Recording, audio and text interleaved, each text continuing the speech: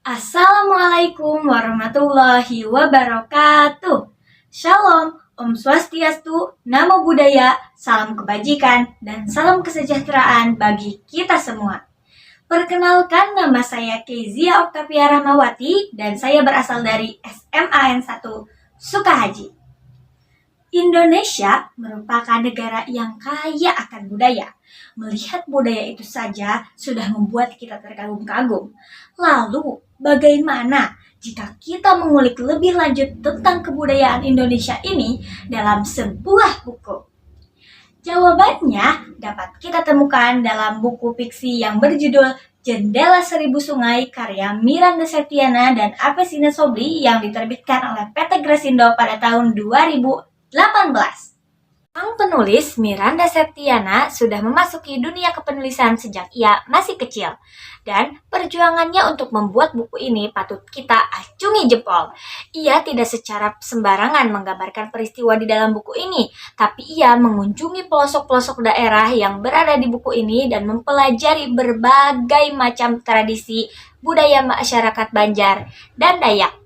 Orang sastrawan terkemuka asal Bali yakni Putu Pajar Archana memberikan apresiasi tinggi terhadap buku Jendela Seribu Sungai. Menurutnya, di era yang seperti ini sangat susah untuk menemukan buku yang berisi nilai kebudayaan di dalamnya. Berikut adalah opini utama sang sastrawan dalam mengapresiasi buku Jendela Seribu Sungai. Pertama, kebudayaan yang sangat langka. Budaya yang tadinya kita tidak ketahui dapat dengan mudah kita ketahui dalam buku Jendela Seribu Sungai. Hal ini dibuktikan dengan penulisan mantra khas Dayak yang disampaikan oleh sang penulis. Yang kedua, pesan moral kemanusiaan dan perjuangan. Kombinasi antara kebudayaan dan perjuangan dalam buku ini adalah cipta yang sangat menarik. Pesan kemanusiaannya pun dapat kita renungkan dalam kehidupan sehari-hari.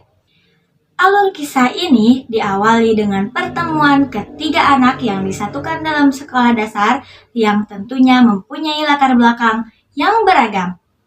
Yang paling utama ada Aryan Rajawani, seorang anak dari seniman kuriding atau alat musik khas Kalimantan yang selalu dibekali ilmu kedisiplinan oleh kedua orang tuanya. Di sekolah dasar, dirinya pertama kali kenal dengan murid pindahan dari desa Loksado yang bernama Kejora. Kejora adalah anak dari seorang balian atau dukun adat di desa Loksado. Dirinya mempunyai cita-cita besar untuk menjadi dokter. Perkenalan kedua anak tersebut mempertemukan lagi dengan satu anak perempuan yaitu tetangga Aryan yang berada di Antasan Barat, sebuah wilayah yang sudah menghadap kiblat jalan raya, sedangkan Aryan berada di Antasan Timur, sebuah wilayah yang masih membutuhkan sungai untuk mempertahankan hidup. Namanya adalah Bunga, anak dari seorang pengusaha batubara yang mempunyai keterbatasan fisik yakni cerebral palsy. Keterbatasan fisiknya tidak menjadikan Bunga menjadi takut untuk bermimpi besar. Di balik kekurangannya itu ada kelebihan yang ia punya. Bunga sangat pandai untuk menari. Masing-masing dari ketiganya mempunyai suatu hal yang harus digapai oleh mereka. Bersama pendidik hebat mereka, yakni Bu Syaila, masing-masing dari ketiganya dapat menemukan jalan keluar untuk menggapai keinginan mereka. Masih banyak peristiwa perjuangan mereka yang dapat menyentuh emosional para pembaca. Sebagai buku yang mengandung kebudayaan dan perjuangan, buku ini patut dijaga dan dilestarikan. Aryan dalam buku ini. Tentang mimpi, guruku bilang, mimpi itu seperti jendela masa depan. Dan kupikir ketika jendela itu menyentuh sungai, aliran air akan membawanya menjadi nyata. Untuk evaluasi, kelebihan dari buku ini adalah pertama, narasinya mengalir dengan lancar. Kisah dari buku ini selalu mengalir dengan sendirinya, sehingga saya sebagai pembaca pun tak sadar bahwa banyak subkonflik dalam buku ini. Peristiwa dalam buku ini pun dapat menyentuh emosional para pembaca. Yang kedua, kelekatan budaya.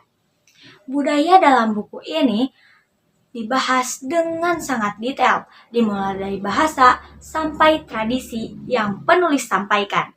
Dan kekurangan buku ini adalah yang pertama, bahasa yang sulit dipahami oleh orang awam.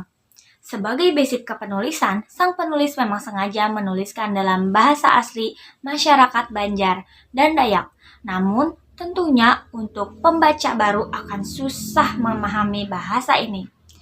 Tetapi, sang penulis mengantisipasi kekeliruan ini dengan mengadakan glosarium di halaman akhir.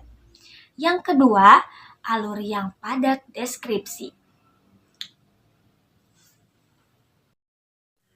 Buku ini menjelaskan secara detail setiap inci dari kebudayaan. Bukan hanya menyebutkan saja, tetapi menjelaskan kebudayaan itu juga, sehingga halaman buku menjadi sangat tebal. Menurut saya, sebagai pembaca yang menyukai alur yang cepat dan dinamis, akan sangat bosan untuk membaca buku ini. Buku Jendela Seribu Sungai adalah buku yang berisikan tentang perjuangan dan dipadukan dengan budaya yang lekat. Membaca buku ini dapat membangkitkan semangat kita untuk bangun dan berani bermimpi. Tak ada kata menyerah selama kita masih bisa berusaha.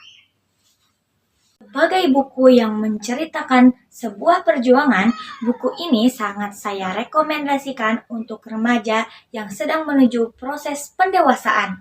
Dan dalam segi kebudayaan di dalam buku ini, sangat saya sarankan untuk siapapun yang mau mempelajari dan mendalami kebudayaan Indonesia. Rating saya untuk buku ini adalah 4,5. Menurut saya, buku ini dapat membangun semangat saya untuk berani melangkah lebih maju. Saya selalu ingat kata Bu Syaila di buku fiksi ini. Selalu ada celah bagi air untuk mengalir. Bahkan ketika kita menyangka semua saluran telah buntu, mimpi juga begitu, akan tergenang selama kita bersedia memperjuangkan. Mungkin cukup sekian yang dapat saya sampaikan. Mohon maaf atas segala kekurangan dan kesalahan. Terima kasih dan salam literasi.